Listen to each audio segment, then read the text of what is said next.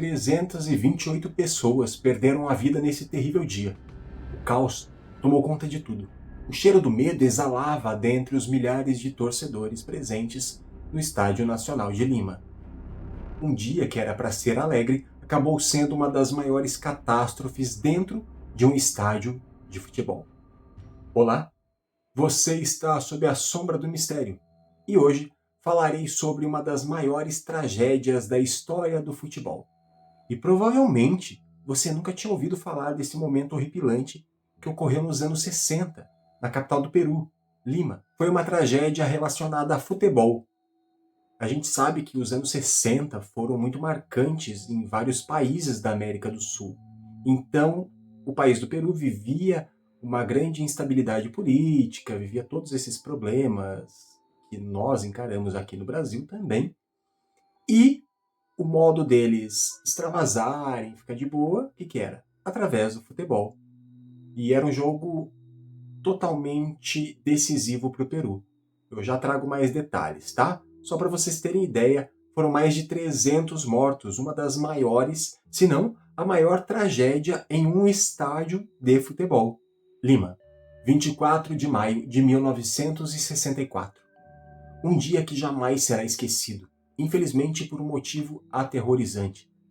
No Estádio Nacional, a esperança de um sonho olímpico se transforma em pesadelo. Uma tragédia que marcou para sempre a história do futebol peruano. O Peru passava por um turbilhão de emoções.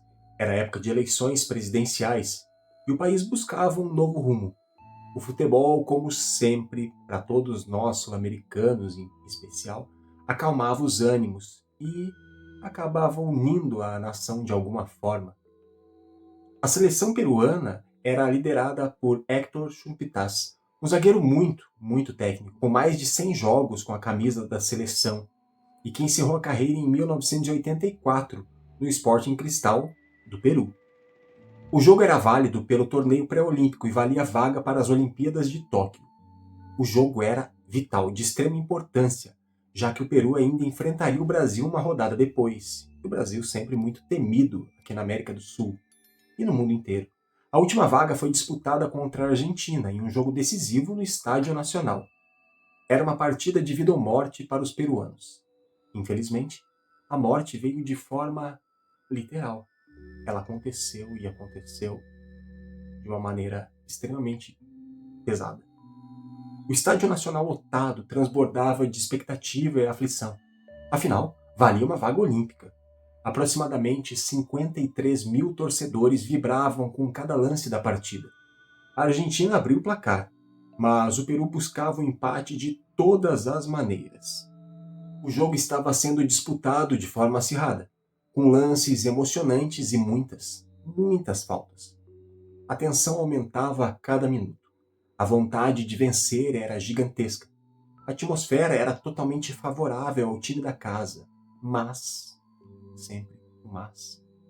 sempre o porém, que vem para prejudicar e atrapalhar. A Argentina fez 1-0 e depois de minutos um lance controverso ocorreu quando o assistente levantou a bandeira e o árbitro uruguaio Ángel Eduardo Pazos anulou o gol de empate da seleção peruana. O juiz alegou falta de ataque. Isso aconteceu faltando apenas 6 minutos para o final do tempo normal. Tá? Essa decisão deixou a torcida furiosa e desencadeou uma invasão de campo. Primeiro, um torcedor invadiu o gramado e tentou agredir o juiz. Depois, vários tentaram fazer a mesma coisa e tudo saiu de controle. A violência explodiu dentro e fora do estádio.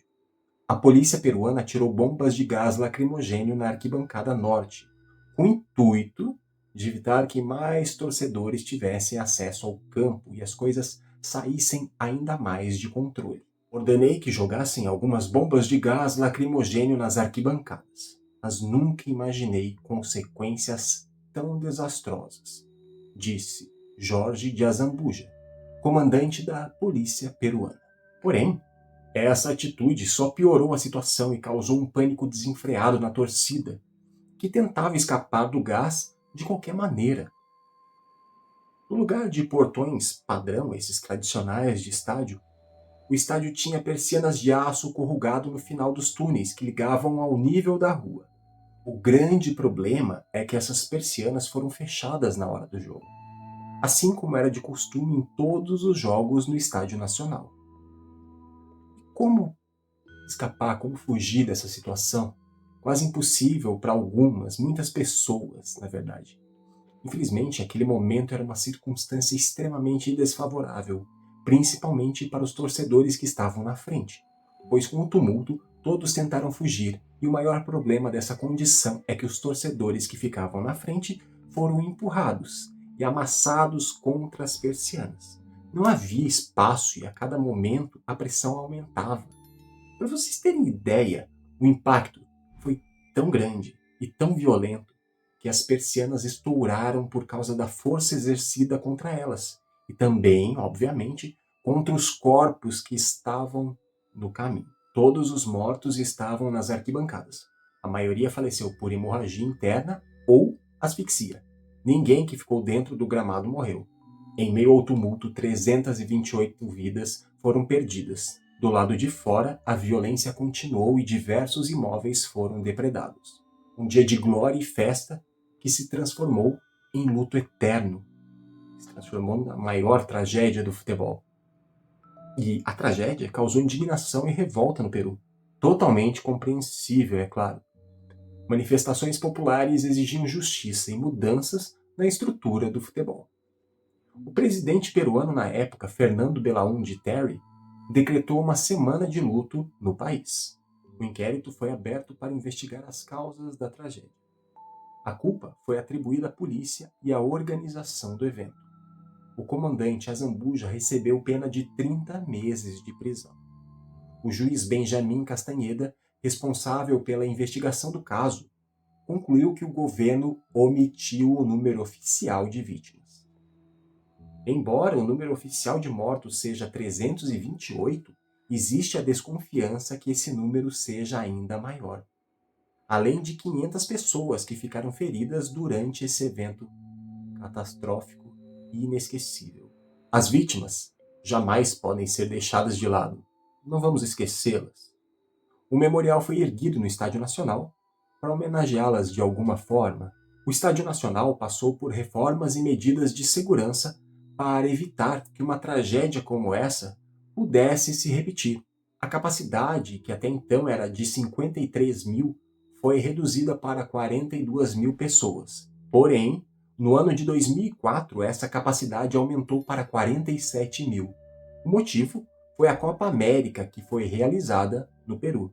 A tragédia do Estádio Nacional de Lima serve como um lembrete cruel da fragilidade da vida, de como tudo pode ruir em segundos e tudo que estava acontecendo de maneira prazerosa vire um completo caos.